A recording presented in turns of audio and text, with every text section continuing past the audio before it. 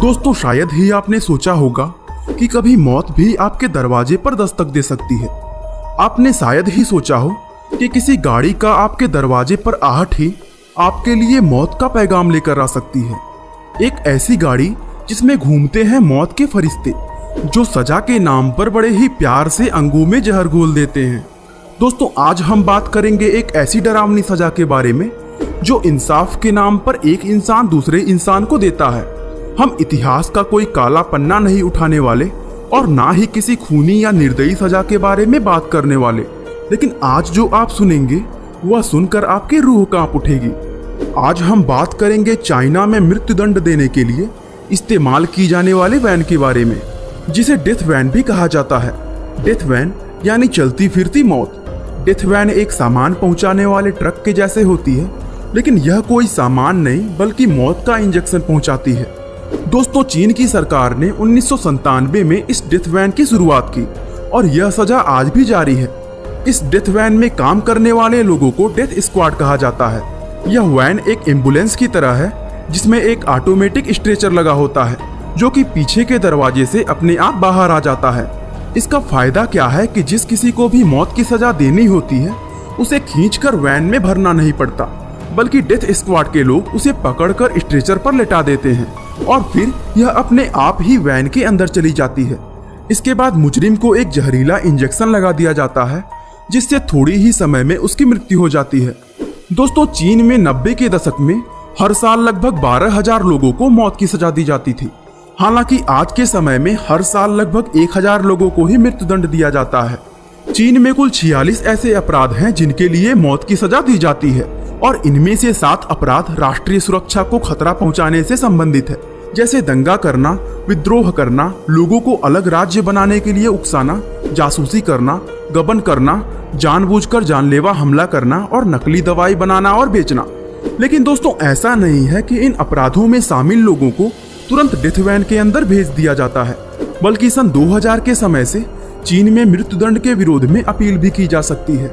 यानी ऐसा नहीं है कि अपराध में लिप्त पाए जाने पर यह वैन अपराधी के घर पर प्रकट हो जाएगी और उसे मार दिया जाएगा, बल्कि इसके लिए एक लंबा प्रोसेस होता है और तो और कई बार आखिरी वक्त में भी सजा को रोका जा सकता है। दोस्तों, अपराधी को पकड़कर लाने से लेकर उसे इंजेक्शन लगाए जाने तक की पूरी घटना को कैमरे में कैद किया जाता है, जिसे वहां की कोर्ट के सामने पेश भी किया जाता है।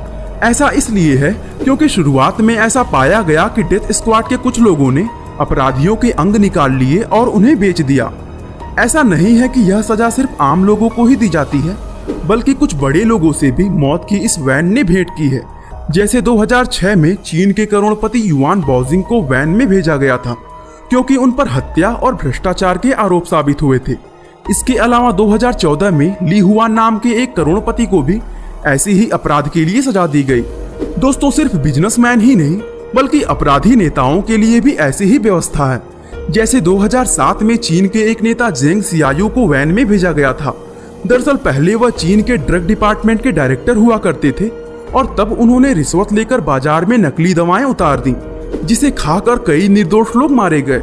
दोस्तों, यह सब सुनकर आपको डेथ वैन की यह सजा भले ही इंसाफ से भरी हुई लग रही हो, लेकिन दुनिया भर के मानव अधिकार संगठन इसके लिए चीन की बहुत आलोचना करते हैं। वे कहते हैं कि यह सजा मृत्यु को बहुत आसान बना देती है और इसकी वजह से डेथ पेनाल्टी पाने वाले लोगों की संख्या बढ़ जाएगी। एमनेस्टी इंटरनेशनल नाम की मानव अधिकार संस्था यह कहती है कि चाइना की डेथ वैन्स दरअसल मरने वालों के अंगों को निकालने के लिए बहुत ही सुविधाजनक स्थान है और बहुत से अपराधियों के अंग इसकी मदद से बेचे जा रहे हैं। इसके अलावा कुछ संगठन इन डेथ वैन्स की तुलना जर्मनी की नाजी सेना के द्वारा इस्तेमाल किए गए चलते फिरते गैस चेंबर से भी करते हैं। दरअसल दूसरे विश्व युद्ध के समय जर्मनी की नाजी सेना ने चलने वाले गैस चैम्बर्स बनाए जिसमें वे यहूदियों को भर देते थे और दम घुटने की वजह से उनकी मृत्यु हो जाती थी। अब आप सोच रहे होंगे कि जब पूरी दुनिया इस सजा को इतना क्रूर मानती है तो आखिर चीन की सरकार ने इसे क्यों अपनाया हुआ है। दोस्तों, चीन का कहना है कि यह तरीका बड़ा ही मानवीय है और साथ ही साथ इसमें पैसे की भी बहुत बचत होती है, क्योंकि इसमें अपराधी को सजा देने के लिए कहीं भेजना नहीं पड़ता। हम इस तरीके को मानवीय तो कतई नहीं कह सकते, लेकिन पैसे बचाने वाली बात मानी जा सकती है। दरअसल चीनी कानून का आर्टिकल नंबर 252 यह कहता है कि मृत्यु की सजा के दो तरीके हो सकते हैं, या तो अपराधी को गोली मारकर या फिर उसे जहरीला इंजेक्शन देकर। इसके अलावा यह कानून ये भी कहता है कि सजा देने के लिए या तो अपराधी को जेल जैसी एक जगह पर भेजा जा सकता है या फिर उसके लिए कोई विशेष चलता फिरता स्थान चुना जा सकता है। दोस्तों, जेल जैसी जगह बनाने के लिए काफी पैसा खर्चा होता है। साथ ही चीनी सरकार यह कहती है कि अपराधी को गोली मारने से उसकी लाश देखने लायक नहीं रहती, क्योंकि गोली खुले हुए मुंह में मारी जाती है और इससे मरने वाले के परिवार को मानसिक पीड़ा पहुंचती है, और इसलिए डेथ वैन्स चीनी सरकार की पहली पसंद बन गई। दोस्तों, अब तो चीन के कई राज्यों में जहरीला इंजेक्शन ही मौत की सजा का एकमात्र तरीका है। इन वैन्स को बनाने वाली एक कंपनी जिंगवान ऑटोमोबाइल्स के डिजाइनर कैंग जिंगवे यह कहते हैं कि उन्हें इन वैन पर बहुत गर्व है और उन्हें लगता है कि मौत देने का यह तरीका बड़ा ही दयालु है और साथ ही साथ बहुत ही सस्ता भी है।